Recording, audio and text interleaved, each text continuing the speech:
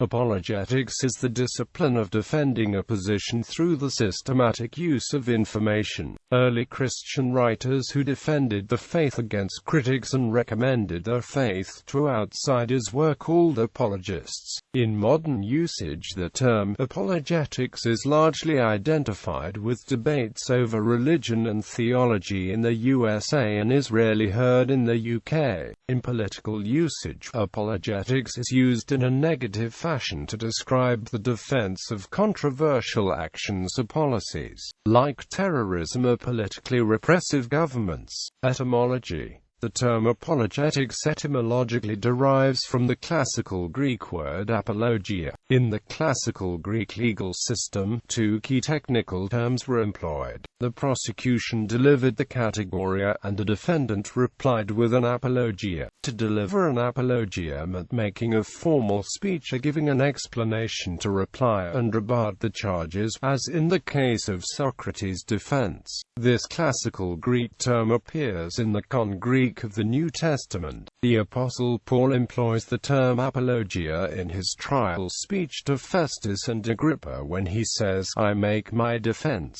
A cognate term appears in Paul's letter to the Philippians as he is defending the gospel, and in 1 Peter chapter 3 verse 15, believers must be ready to give an answer for the faith. The word also appears in the negative in Romans chapter 1 verse 20. Unbelievers are alpha nu alpha pi omicron lambda omicron gamma eta tau omicron iota for rejecting the revelation of God in creation. Early uses of the term include Plato's Apology and some works of early Christian apologists such as St. Justin Martyr's two apologies addressed to the Emperor Antoninus Pius and the Roman Senate. An additional early use of the term is Augustus Caesar's Apologia, a defense of his accomplishments as Roman emperor, inscribed outside of his tomb. At his death in 14 AD on pillars of bronze, called the Deeds of the Divine Augustus,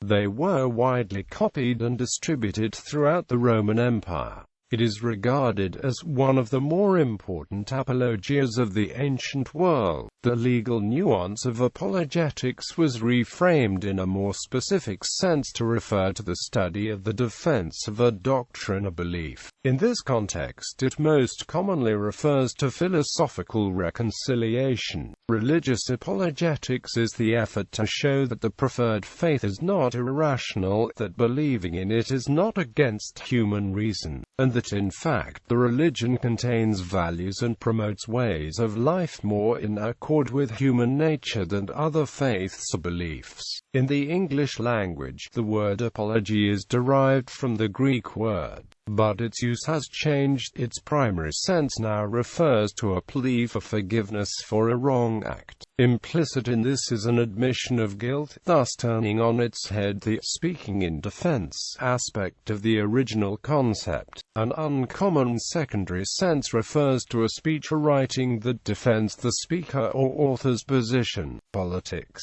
In political usage, apologetics is used as a synonym for propaganda to describe the defense of controversial actions or policies, like terrorism, rape, torture, or politically repressive governments. Religion. Is the world's religions have encountered one another. Apologetics and apologists from within the respective faiths have emerged. Some of these apologetics respond to or fight back against the arguments of other religions and secularism, others are pure defense. Many apologetic books have been written in response to attacks on the history and teachings of the Baha'i faith. The religion's founders themselves wrote several books in response to such questioning, presenting proofs of the religion. Among them are the Bab's 7 Proofs and Baha'u'llah's Kitab Iqan. Later Baha'i authors wrote prominent apologetic texts, such as Mirza Abul Fadl's The Brilliant Proof and Udo Shafer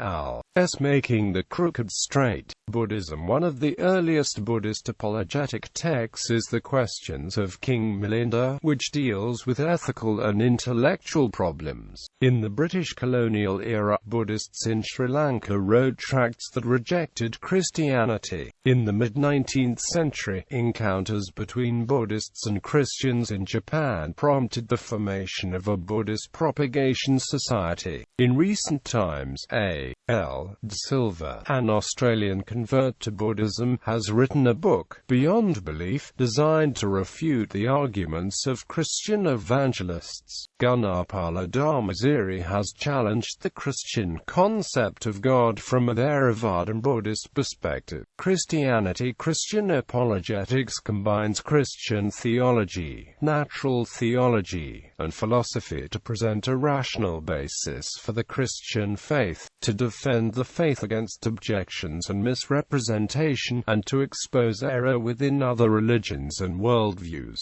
Christian apologetics has taken many forms over the centuries. In the Roman Empire, Christians were severely persecuted, and many charges were brought against them. J. David Castle gives several examples. Tacitus read that Nero fabricated charges that Christians started the burning of Rome.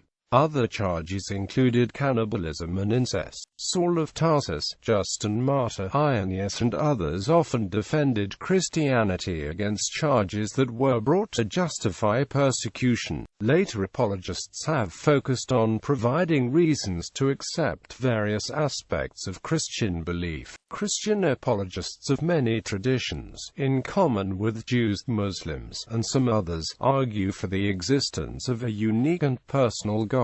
Theodicy is one important aspect of such arguments, and Alvin Plantinga's arguments have been highly influential in this area. Many prominent Christian apologists are scholarly philosophers or theologians, frequently with additional doctoral work in physics, cosmology, comparative religions, or other fields.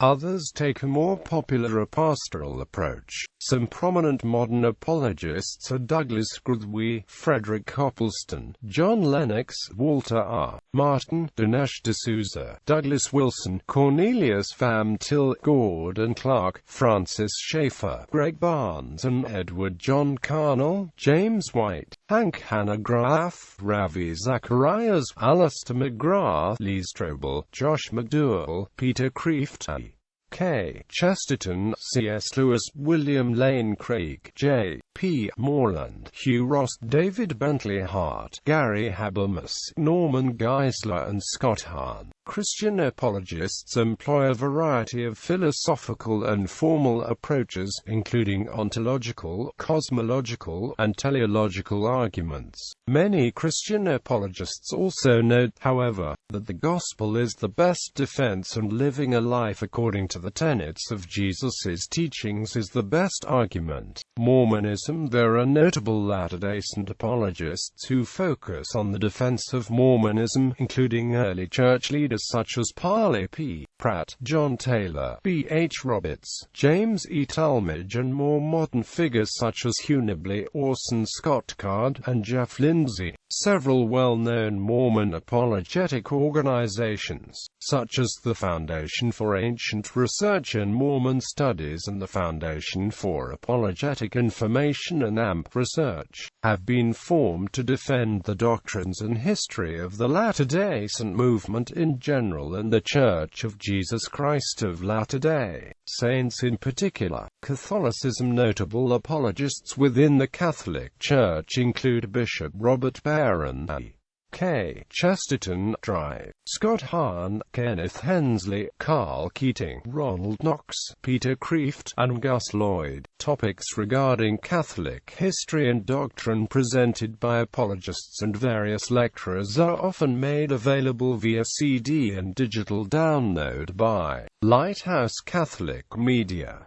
Probably the best-known Catholic apologetics website is Catholic Answers. Hinduism. Hindu apologetics was an inevitable consequence of the confrontation with Christianity during the British colonial period. A number of Indian intellectuals had become critical of the British tendency to devalue the Hindu religious tradition. As a result, these Indian intellectuals, as well as a handful of British Indologists, were galvanized to examine the roots of the religion as well as to study its vast arcana and corpus in an analytical fashion. This endeavor drove the deciphering and preservation of Sanskrit. Many translations of Hindu texts were produced which made them accessible to a broader reading audience. A range of Indian philosophers, including Swami Vivekananda and Aurobindo Ghosh, have written rational explanations regarding the values of the Hindu religious tradition. More modern proponents such as the Maharishi Mahesh Yogi have also tried to correlate recent developments from quantum physics and consciousness research with Hindu concepts. The late Reverend Pandurang Shastri Athavale has given a plethora of discourses regarding the symbolism and rational basis for many principles in the Vedic tradition. In his book The Cradle of Civilization, David Frawley, an American who has embraced the Vedic tradition, has characterized the ancient texts of the Hindu heritage as being like pyramids of the spirit.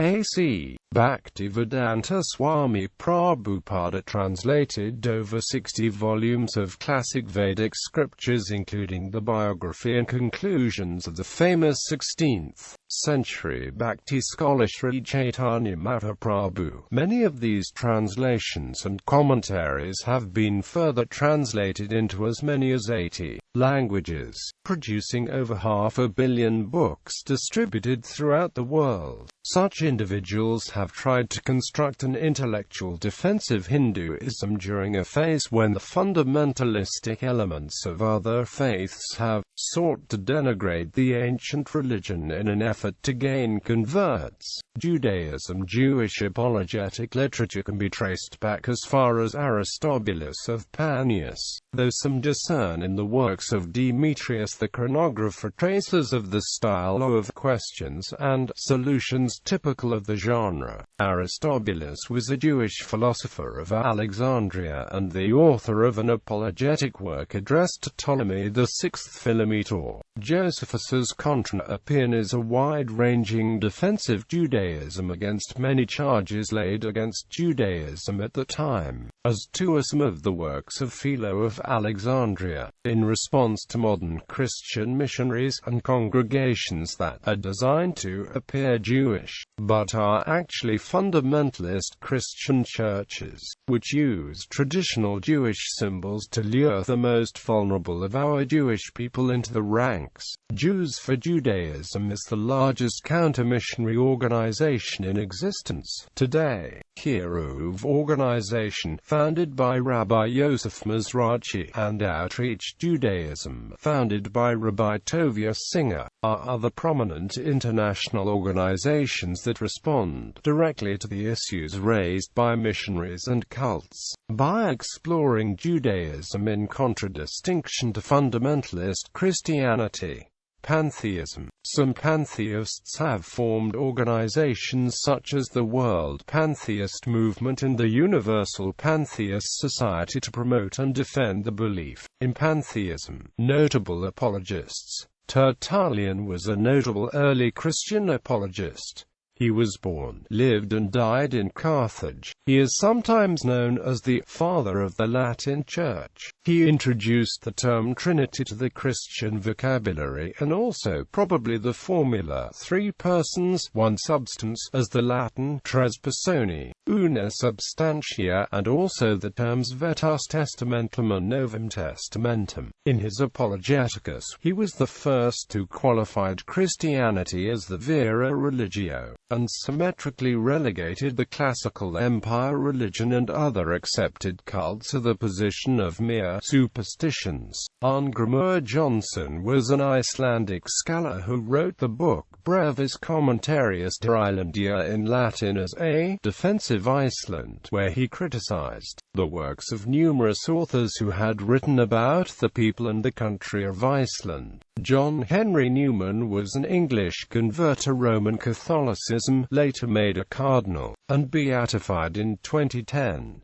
In early life he was a major figure in the Oxford movement to bring the Church of England back to its Catholic roots. Eventually his studies in history persuaded him to become a Roman Catholic. When John Henry Newman entitled his spiritual autobiography Apologia pro vita sua in 1864, he was playing upon both this connotation, and the more commonly understood meaning of an expression of contrition or regret.